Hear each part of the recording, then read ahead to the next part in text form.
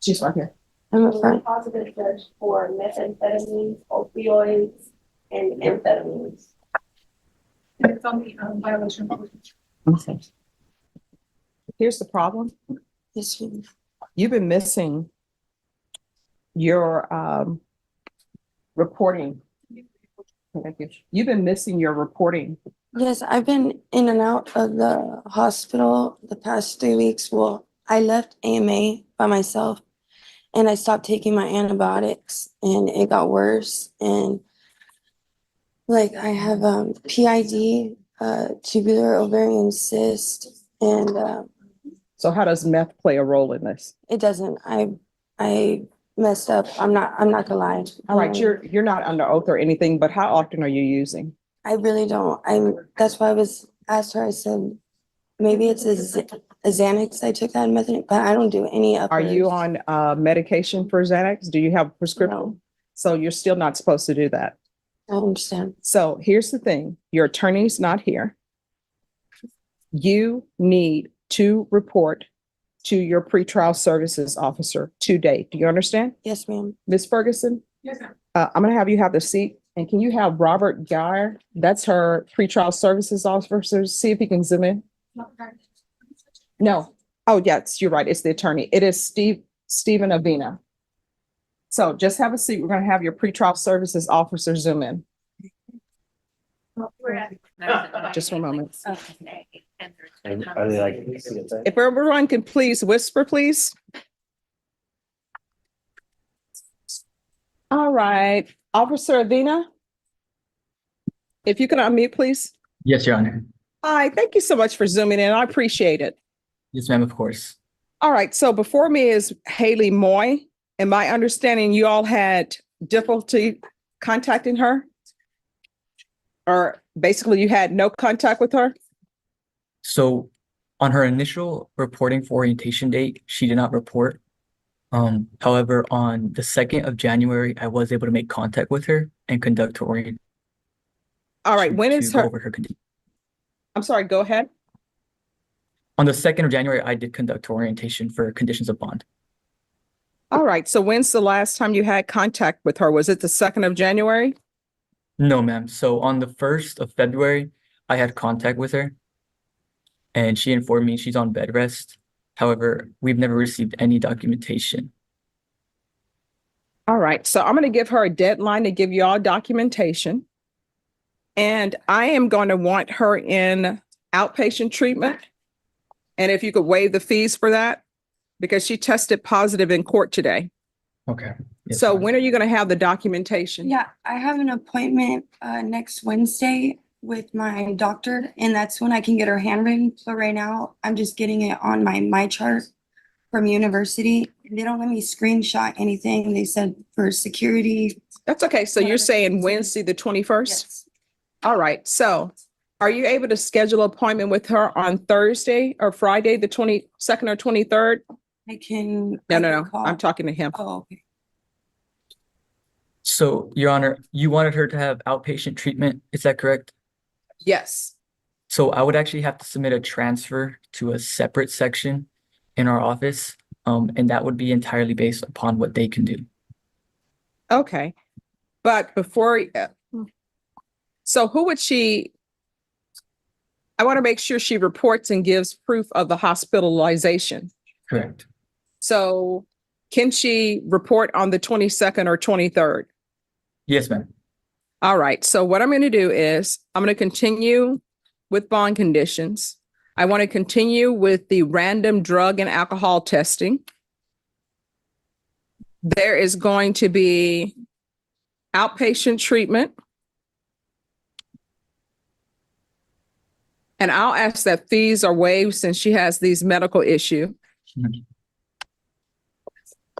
And she is to report with proof of hospitalization and medical diagnosis Oh, I was just want to make sure it was going and treatment.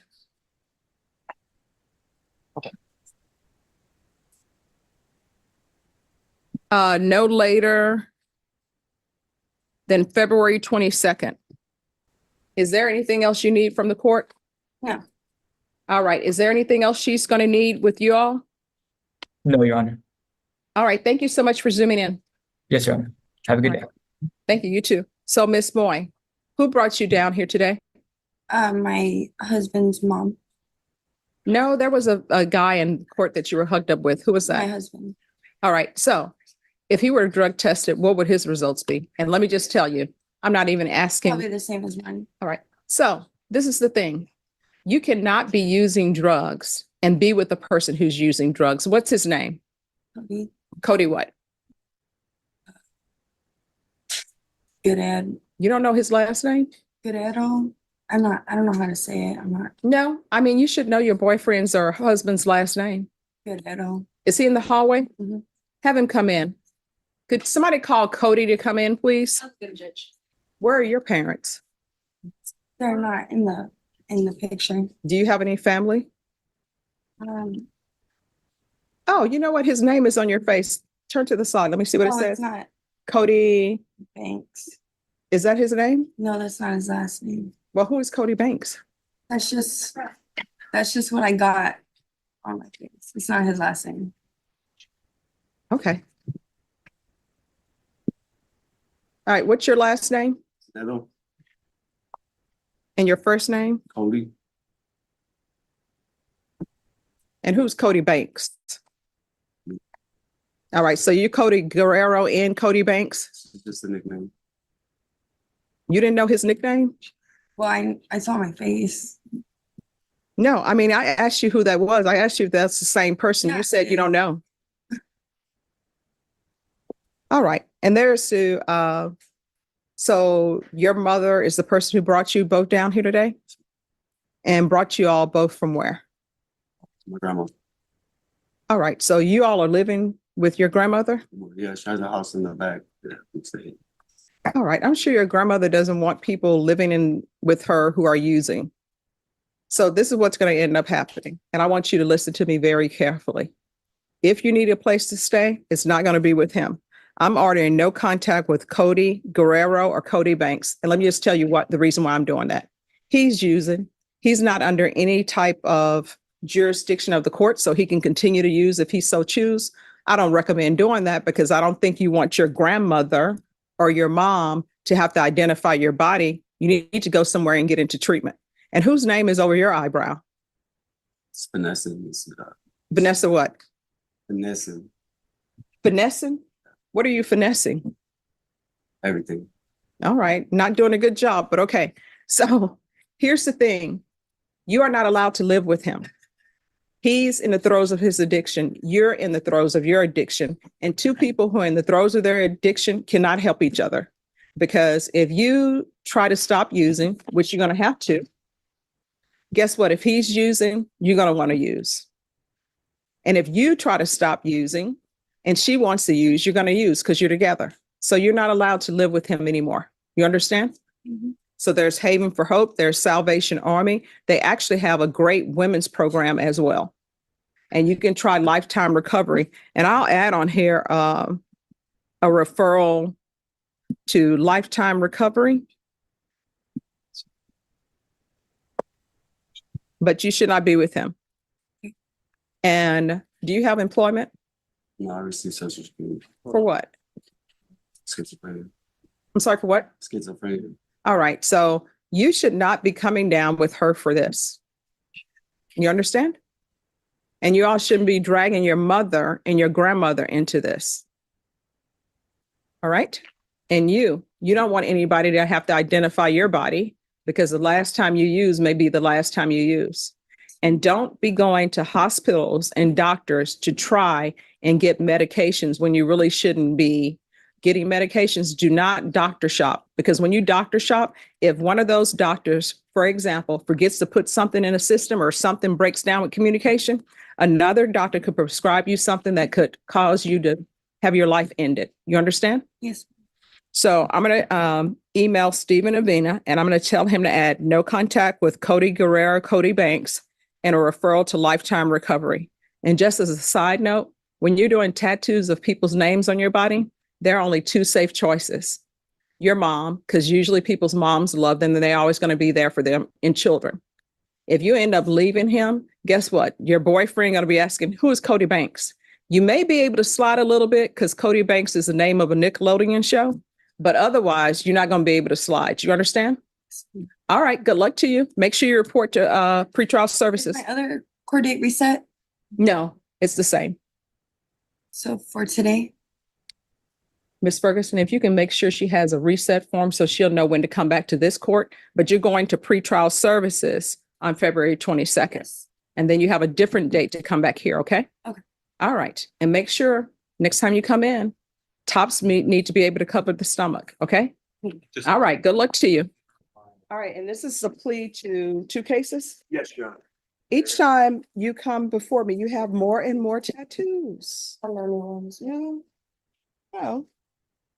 All right, court is calling 2024 CR 1853, 2024 CR 008966, State of Texas versus Haley Lauren Moy. Moy, could I have parties announced for the record for the state Antonio Ariola. defense? Robert Gear, Your Honor. And are you Miss Moy? This one, Counsel, have you received all of the discovery? We have, Your Honor. Did you review it with your client? Yes, we. Are there any applications? No, Judge. Okay. Court will find that the state is in compliance with discovery and each cause number. Did you review the true bill of indictment with your attorney? yes, ma'am, Did you understand it? yes, ma'am. Counsel, do you waive the reading of the indictment? Yes, we do, Your Honor. State, and 1853, are you proceeding on the indictment as presented? 1853, yes, we are, Your Honor. All right, and 8966, are you proceeding on both counts? It appears that you're proceeding on count 1 only. That's correct, Judge, and we waive count 2. Any objection? No objection, Judge. Ms. Moore, in each of the cause numbers, did you review the court admonishments with your attorney? Yes, ma'am, Did you understand it? yes, ma'am, And the cause number ending in 53, you're charged with evading arrest, detention, vehicle. And the cause number ending in 66, and count 1, you're charged with prohibited substance or item in a correctional facility. That's a 3rd-degree felony. The evading in a vehicle is also a 3rd-degree felony. Range of punishment in each of those cause numbers anywhere from 2 to 10 years in prison and up to a $10,000 fine. Did you understand? yes, ma'am, If you have a plea bargain agreement with the state, the court does not have to follow your plea. If for any reason the court does not follow your plea and gives you more than you bargained for, the fact that you entered a plea will not be used against you and you will be allowed to withdraw your plea. Did you understand? yes, ma'am, Did you understand in each cause number, you have a right to jury trial, a right for you or your attorney to cross-examine and confront any witnesses the state will call and the right to remain silent. Did you understand? yes, ma'am, Did you understand by entering this plea, you were giving up those rights? yes, ma'am, And did you intend to give up those rights and enter into a plea in each of these cause number? yes, ma'am, Counsel, has your client been able to provide you with any defenses? She has, Your Honor. Do you believe she has a rational as well as a factual understanding of the charges against her? I believe that she does, Judge. Do you believe she's currently competent and was legally sane at the time of the offense? I do believe so, Judge. And each cause number, the court will find that the defendant has knowingly and voluntarily waived her right to jury trial. And each cause number, did you review the plea bargain pages? yes, ma'am, And the cause number ending in 53, according to the plea, punishment is to be assessed at 4 years in the prison. There's a $2,000 fine. There are no applications. This will run concurrent with 2024 CR 008966. The state will take in consideration 2024 CR 1854.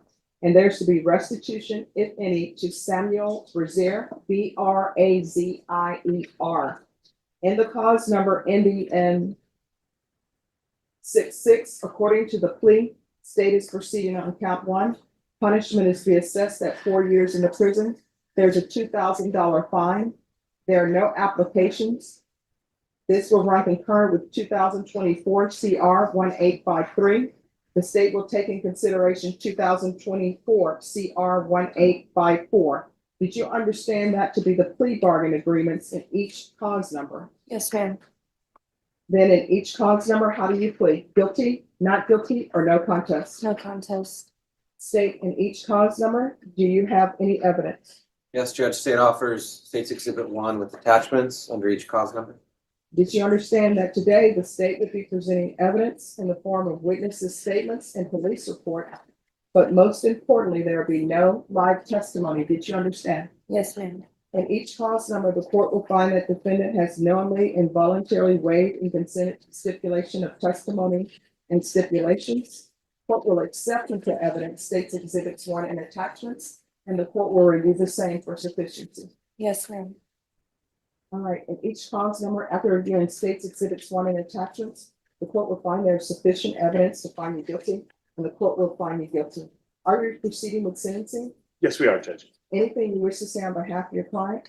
Judge, we just respectfully request that the court follow the agreement state. All right. What the court will do is in the cause number 2024 CR 008966, court will find you guilty, sentence you to 4 years in the prison, give you credit for any time served. There's a $2,000 fine. All right, what the court will do, and that cause number, the court will sentence you to 4 years in the prison, give you credit for any time served. There's a $2,000 fine. Time and money will run concurrent. This will run concurrent with 2024 CR 1853. I'll take in consideration 2024 CR 1854, and I'll ask for the therapeutic community. The therapeutic community doesn't increase the time that you're in custody, but maybe that can help you when you're released. And then in cause number 2024 CR 1853, the court is finding you guilty. The court will sentence you to 4 years in the prison, give you credit for any time served. There's a $2,000 fine. Time and money will run concurrent. This will run concurrent with 2024 CR 008966, taking consideration 2024 CR 1854. And there's to be restitution, if any, to Samuel Brazier. And I'll also request the therapeutic community. Again, the therapeutic community is there to help you if you have any type of mental health issues or medical issues. So if you serve 4 years, they won't keep you because you haven't completed the therapeutic community. I do not have jurisdiction to force them to let you be in the program or to order them to place you in the program, but I think it's something that you probably need, okay? We can go off the record. How old are you? 26. All right, you're 26. You still can turn your life around. When you were young, what did you want to be when you were thinking about what you could be in this world?